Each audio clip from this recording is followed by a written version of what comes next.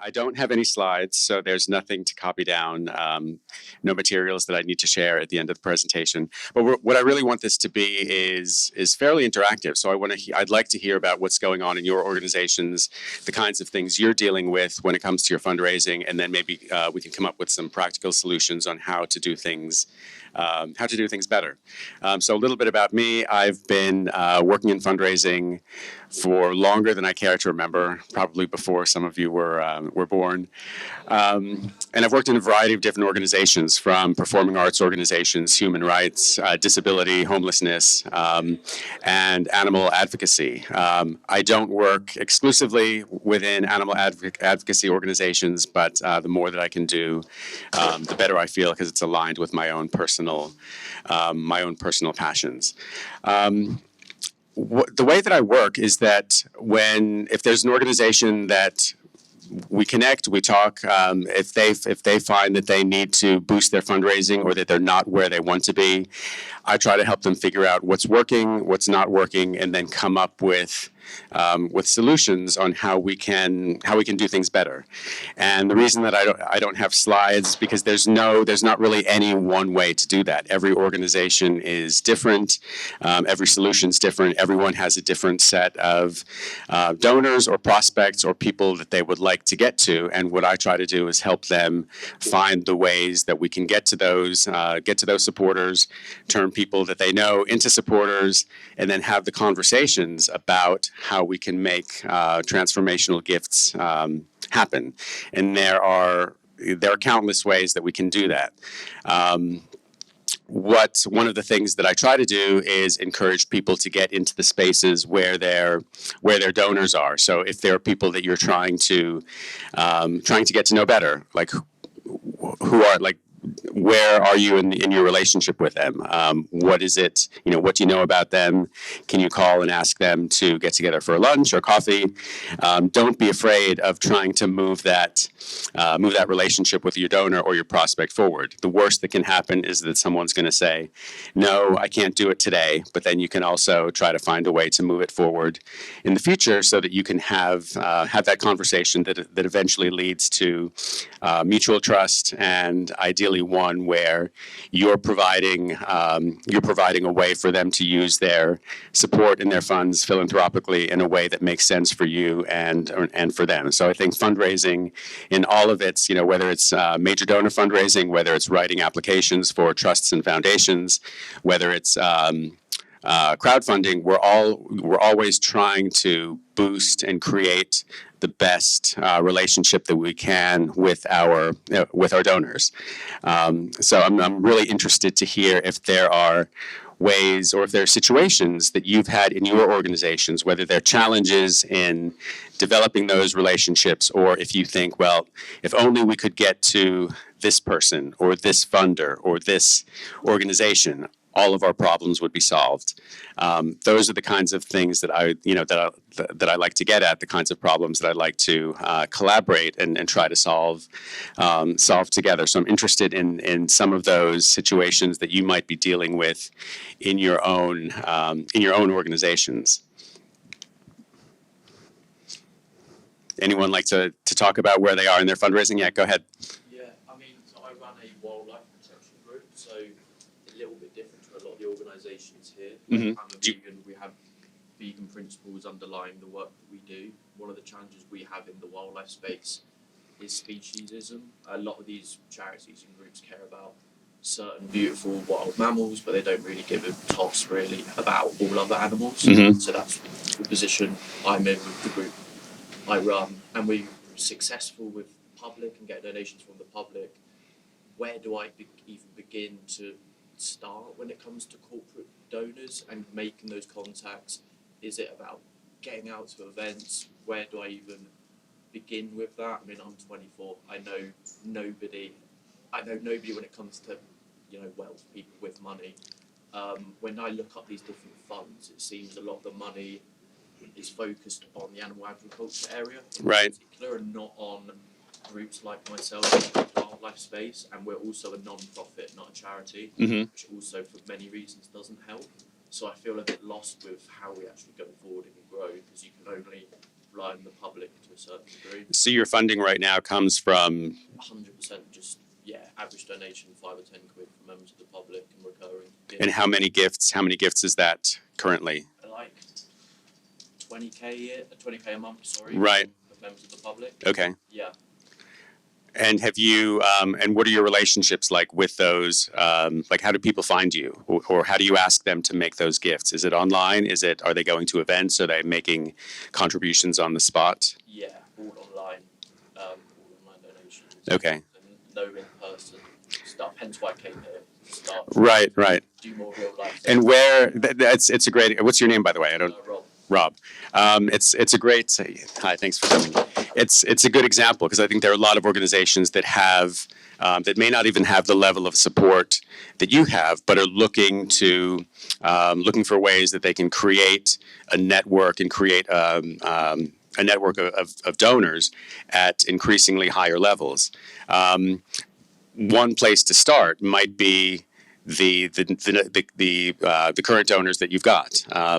It could be asking them for, in a targeted way, asking them for larger amounts of money, doing some additional research or finding out more about where they are. If they're affiliated with certain companies, if there are local companies if there are local companies that you feel might be affiliated with your organization, to, just not necessarily have a conversation about funding or fundraising, but to say, here's what we're about. This is the impact of our work. Are there ways that we can work together? There may be other ways to do that, and it may be a longer conversation around. That's okay. A longer conversation to get to the point where you're talking about funding and fundraising. But you're starting to develop those relationships and move people to the point where they're a monthly regular donor, to thinking about what a larger gift might be or what the impact might be. Do you have volunteers or a board of directors? It's just me, and then I hire like 7 staff. Okay. It's quite a small team. Right. And when you think about what is the reach of your organization? Are you fairly? Is it regional? Is it local? National? Yeah, like national. Okay. Are there people that you think, well, if only we could get to this person, we could, we could. Yeah. And who are those? Like, when you think about that, who are those people? Well, this is the thing, I think, when it comes to individuals, it's about finding the people that actually care about the work that we do, which is quite hard. I think it's more challenging than the general vegan animal rights space. It seems quite easy to find those individuals and trust funds and groups, but then when you're more niche, it's very hard to then find people with those particular interests. I guess is our challenge. Right. I don't know if there's online services or a website that helps. Well, one thing that may be worth looking into is if there are similar organizations. Take a look at who the funders are, whether it's individuals, whether it's foundations, and then develop an approach to reach out to who those folks are. I think there's a lot of expertise that we have in our donors, in our supporter base, that we don't tap into enough. The best research I think we can do is with our supporters, with our donors themselves. We can Google them. We can find out information online about their assets, their interests. But if we can get to them and have face-to-face conversations or phone calls to say, hey, this is what our organization's about. It seems like you've got an interest in X, Y, and Z. Can we talk about how we might work together? It's helpful when it's about fundraising, but if it's all about fundraising, or if someone thinks that you're calling them simply because you want to ask them for a contribution, then it may not go as far. The conversation or the relationship may not go as far as you'd like it to, quite as quickly. And often the hardest part is getting those first supporters on board, because once you do, then it's easier. Then it's like the proverbial, ripples in the pond. You get the first people who come on board can then leverage other people. They can help build support, build credibility when you're having conversations with additional donors.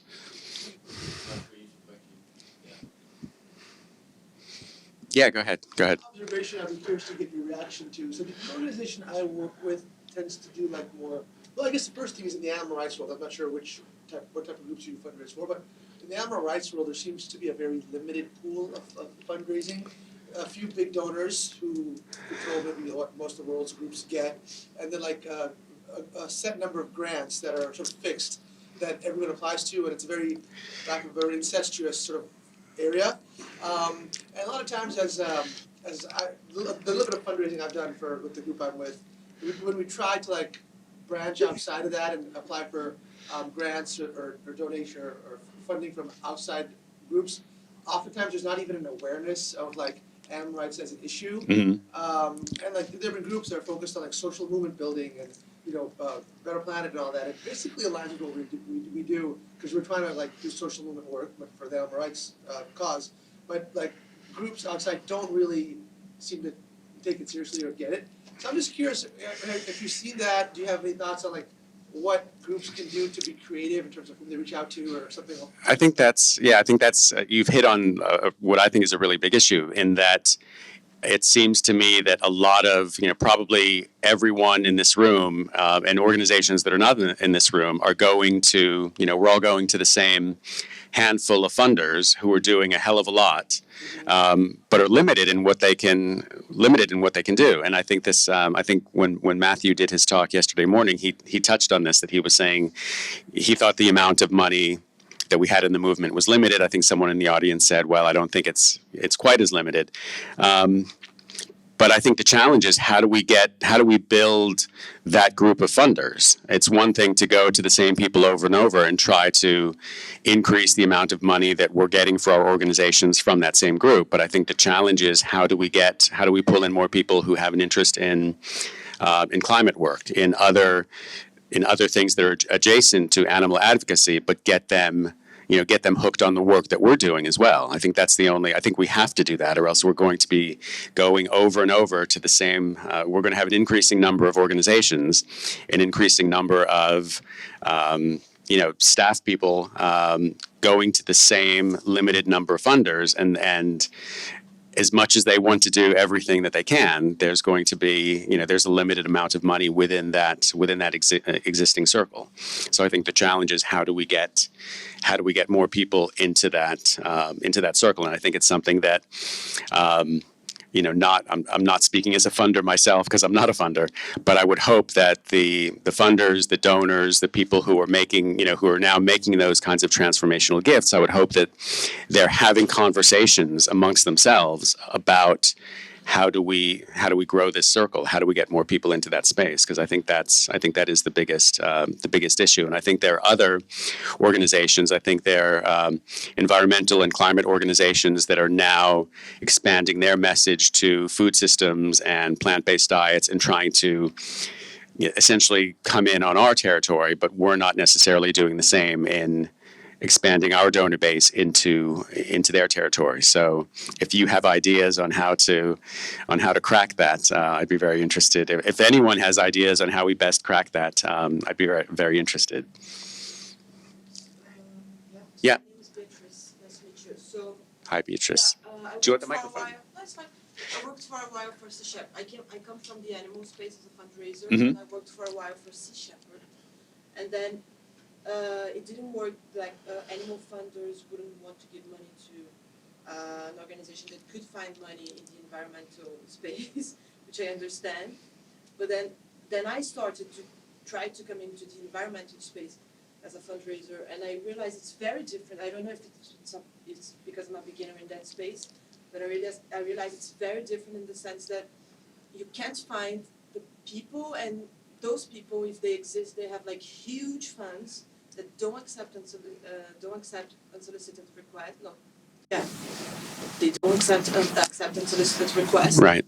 So like you can only write like they say, well, but send an email, maximum like 2 sentences, and they never get back. So like I feel that they are huge. They have more money, but they are harder to reach. So do you have any experience? Yes, I think many organizations, many funders, because of their size and the number of requests that they get, they make it difficult. They make it difficult for organizations to get to them. So it might be, in the old days, maybe it was a receptionist or someone at the front door guarding the CEO's office. But now there are, you have to write an email form. You have to jump through certain hoops to get to that, even to write a 2-sentence proposal. So I suppose I would always be looking for ways, not necessarily to circumvent those things, but to enhance them. So if the funder is active, or if the trustees, people, if they have a list of who's behind the organization, if they're active on social media, follow them, interact with them, like things that are, it may not result in something, but I think in those cases, what we're trying to do is look for any way that we can get to the top of the inbox. So if someone is, tweeting about something, and we can interact or we can respond in a way that's not about, hey, you didn't respond to my email, but something that's, that adds to the conversation, that gets, that makes them think, oh, well, this is someone, this person's name rings a bell, and those kinds of things can be helpful in trying to get through trying to jump through those hoops. It's not an alternative to jumping through the hoops, because we would have to do that anyway. But to try to build relationships, or try to get to know the people who are, who are in the organization. Yes, Scarlett. I don't know if this is effective at all, but we have a group of friends, and we're trying to. Ricky Gervais is doing all his tour, and all his money is going to go for animal organizations. But I think it's going for RCC, something like animal dog, Battersea dog or something. But and we're trying to get him to look at the charity evaluator, maybe Right, and donate it to him in need. So we're trying to get him on Twitter, everyone sending him messages once a day. Say, hey, have you looked at this? Have you? We noticed you're donating to charities, but how is that? More effective at charities this month. Have a look at it. So we're trying. Yeah, I think a few people did it. I haven't done one yet. Has it worked, or has it resulted? Yeah, not yet, but he as a person does reply to pretty anonymous people. Right. On Twitter, X. So it's maybe a case of he just hasn't spotted us, because I'm sure loads of people at him. Yeah. But yeah. We were thinking if we do a thing of we get 50 people to do it on the same time, on the same day or something like that, it really gets people attention. But yeah, you need to get those 50 people. But if you have a group or something, maybe a WhatsApp group where we can do once a day campaign. There's things that we can do. It's actually a really good example, because I don't know Ricky Gervais. I don't know him. We all know of him. I don't know him personally. But if it's someone like that, just through some of the folks I've talked to, my understanding is that he's good friends with Peter Egan. Now, Peter Egan is probably an easier person to reach out to than Ricky Gervais is. Now, if there's a way to have that coffee with Peter Egan and say, hey, can you help us make this introduction, then it's... How do you get to people who are not famous? Because I'm thinking a lot of them are just not famous. Sure. How do you... Well, they might... This is why there are no slides. Because there's not really any secret formula. There's not really any secret formula to that. I think it's a matter of listening to, trying to get a sense of who's in the, who are the funders, who are the trustees of Tipping Point, of, who are the other Jim Greenbaums of the world, who are his trustees, the people that he works with. Because I think there are people who are in that space, and this is why I would probably disagree with what Matthew said, because I think there is money, there is resource available to us. I think we're not doing enough to get to the people who have it, who may not be, the high-profile people, or may not be on everyone's radar, but who have wealth, who would be supportive of the work that we're all doing, but we're just not, we're not having the right conversations with them yet. So I think there is potential for that. I think we're not there yet. Go. This isn't really like a formulated thought yet, but it just came to mind because I was thinking. I mean, obviously, it would be valuable having. There's individual people with a lot of money trying to reach out to them and stuff like that. But could another avenue not be trying to establish more of a norm in the vegan community of each of us donating a little into some sort of pot, and then people can apply for, grants from that? Because I know, for example, ACE has come up. I mean, I know they don't exactly do that, but they have formed a sort of, a website and a trust where people trust them and go to them and be like, where can I donate money to, right? So, I mean, I don't know if this is an idea anyone else has had. I'm sure someone else has, but some sort of vegan organisation that tries to establish a norm for vegans to donate to this pot that then others can use as seed grant. Well, I know there is work. Charity entrepreneurship is doing some work around creating like meta fundraising organizations whose goal is to try to mobilize capital wealth within this space, so that there are so that there is more funding available to effective organizations. I think those initiatives are very new, so I'm not sure what what kind of impact they've had yet. But I also know that like charity entrepreneurship itself provides seed funding for new organizations. Sebastian with ProVeg was talking about his incubation program, which I think provides a certain, not a huge amount of money, but provides some funding for new organizations. I think often the challenge is not the seed funding. It's not getting things. There's money, or people like things that are new, things that are novel, and it's like, okay, here's some seed funding for your organization. I think the challenge is, after the first year or after the first 2 years, how do you sustain your organization? Where does that funding come from? And I think that's part of the challenge. But yeah, I think it is like, how do we, the more that we can unlock that funding, I think the better off we'll all be. So that's kind of what I'm personally trying to get at. I haven't quite figured out how to do that yet. Yes, Lizzie. So we had a conversation yesterday about somebody who was asking, how do I go from zero relationship to an ask? And there was a conversation about other things you can ask people, like come to an event, come to a dinner, be on an advisory. Like, can you talk more about other things you can ask? Yeah, it's a great question. Thank you. Having spent so many years in fundraising, I think a lot of times I've seen organizations and fundraising professionals kind of get hung up on, okay, we've got this, I've got this call, I want to talk to this person who could be a donor. I have to make an ask in the next 15 minutes, or else my CEO and my boss is going to think that I failed.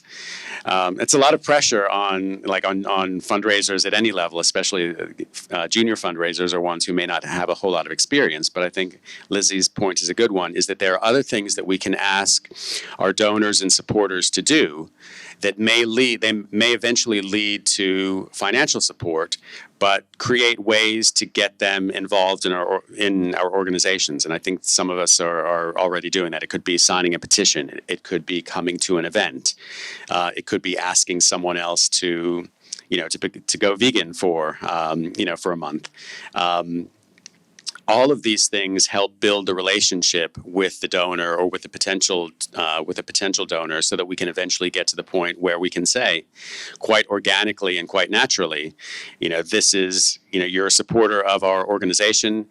This is what we do. This is how we do it. This is how much it costs, and this is how you can help make that happen. And that getting to that conversation is one that we don't necessarily need to be nervous about, but the more we can build trust and the more that we can have these open, transparent conversations with our donors and supporters, I think the easier it is to get to that point where we can say, as part of the ongoing conversation that we have, this is how you can help make this happen.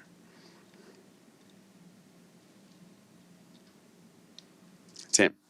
Tom, yes. So over the last 40 years, 20 years ago, there was no money knocking around the animal rights movement at all. In the 80s and 90s, it was all regional grassroots. There were a few central organisations like the Vegan Society and Animal Aid were around. You know, they were very limited. There weren't big groups. There wasn't big funding. There's whole different grassroots. And what we've seen is that two things. That the grassroots have been starved of funding. So as the funding has come in, it's been for the big groups and for the professionals. The grassroots has been pretty much starved of funding. And now we're seeing with the global spread of veganism, you know, like I get people from Pakistan. I've got someone in Pakistan, you know, young female vegan human rights activist who's starting the first Pakistan Veg Fest, desperately looking for some funding. Our pal Tiva in Ghana, who does the plant-based markets, the same thing, you know, so it's really stuck for funding.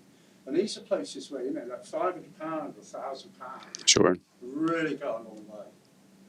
And yet what we're seeing is that so much money going into the big groups, and of course a lot of that goes into wages, office overheads, and a lot of other expenditure, and doesn't go actually directly to helping animals. Mm. How do you think we can address this big imbalance in the movement to try and ensure that grassroots, and particularly now, you know, developing countries, can access some funding? That's a big question. And it probably has many different answers. I think there's like one thing I would want to grassroots organizations, bigger organizations, I think can all have a different impact. And I think there's a point where where a small organization grows and they decide, because they have a certain number of staff, they need to now have an operations function or an HR function or legal function that they may not before, and that's just part of the evolution and the growth of certain organizations.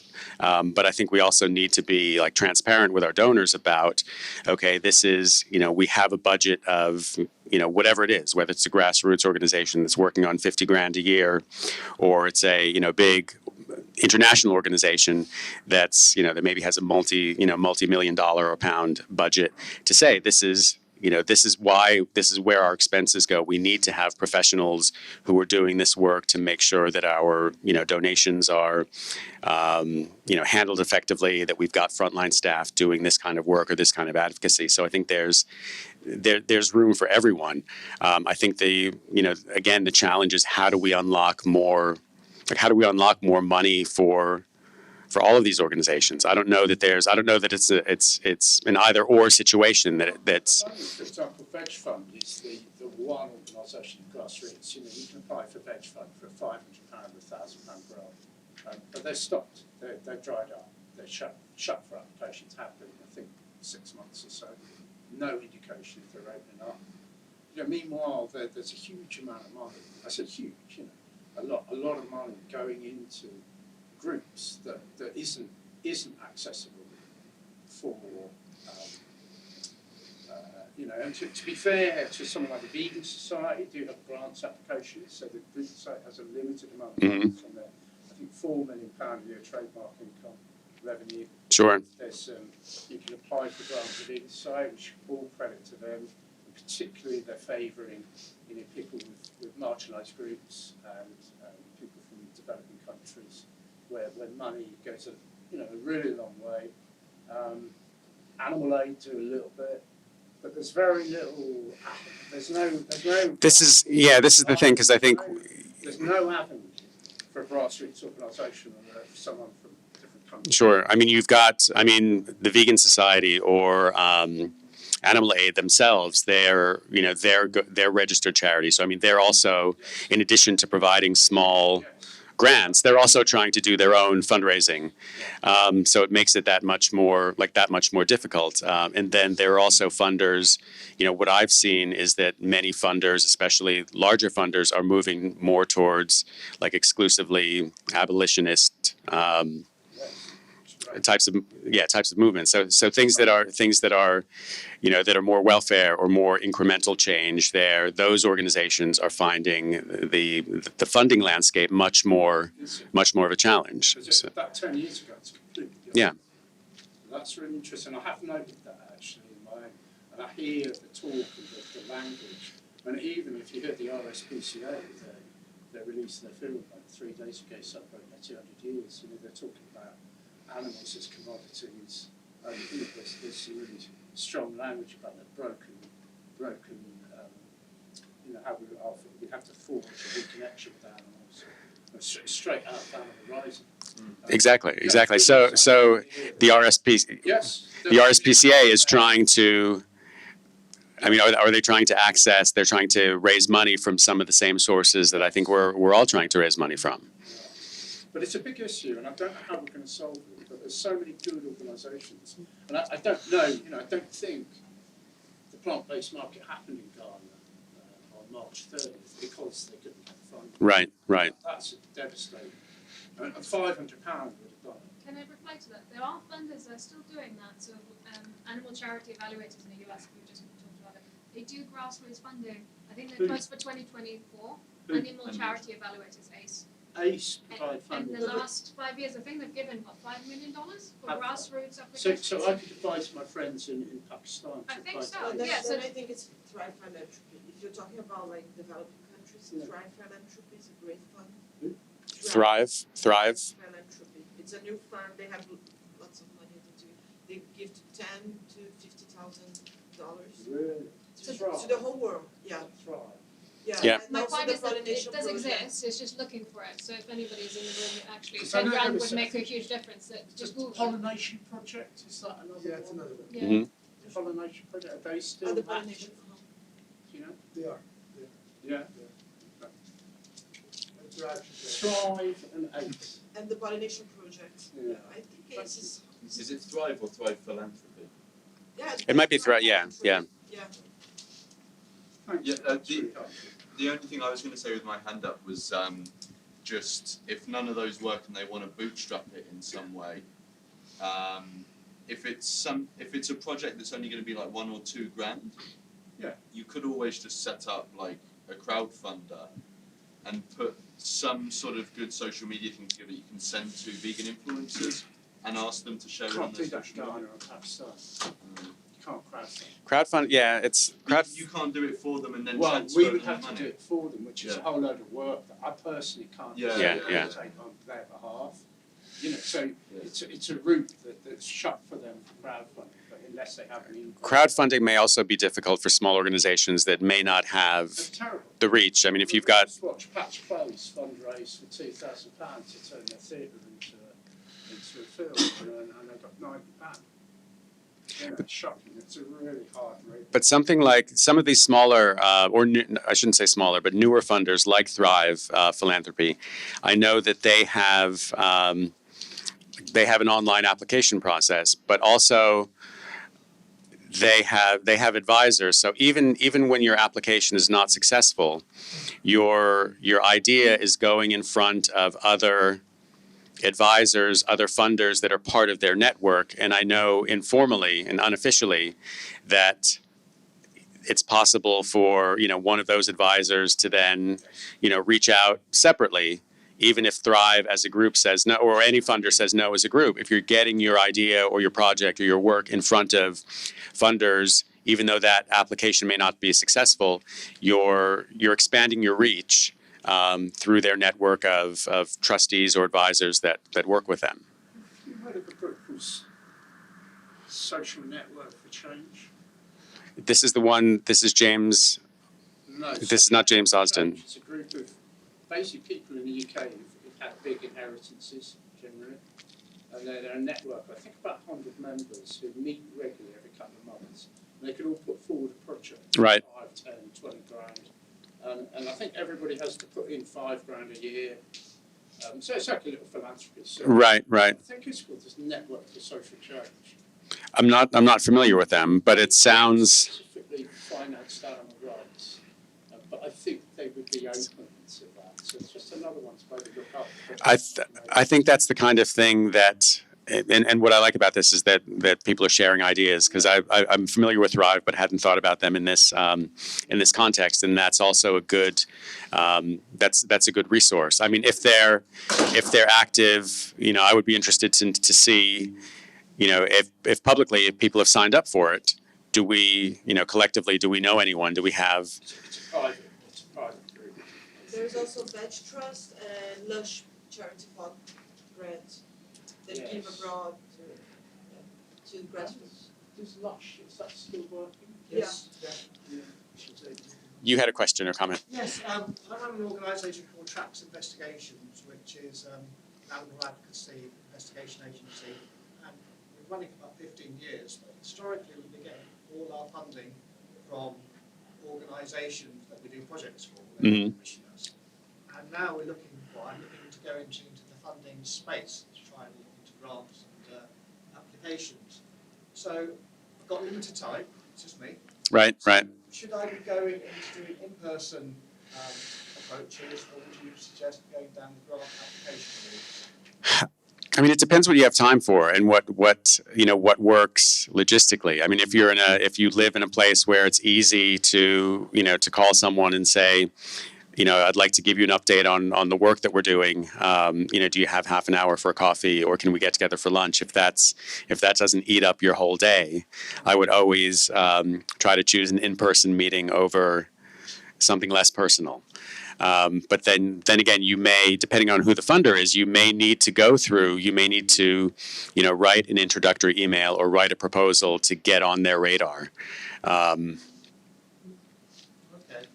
But I think, it depends on how far you have to, like how easy it is for you and how easy it is for that person. If there's someone that you think is a good funding prospect, whether it's an individual or an institutional funder, to say, I'm going to be across the street from your office next, sometime in the next month, can we get together? If you make it easy for them to say yes to your proposal, then. Work out what gets the bigger buck, ultimately. Well, the bigger ask eventually, but to start to develop the relationship, I would almost say, can I tell you, find some time that you can introduce or tell them about your work, find out about what their interests are, what drives them, what their motivations are. Don't get hung up on trying to make an ask the first time you meet them, but then use that first meeting as a way to continue and develop the relationship. I would also advise, don't try to give them every piece of information you've ever written. The first time you meet them, try to listen to what they have to say. Spend half the time talking, half the time listening, and then try to find a middle ground. Try to find the middle ground that you can say, you can say the next day or the next week. I'm glad we could meet. Here's some more information on what I think you were interested in. Happy to follow up. Happy to give you more.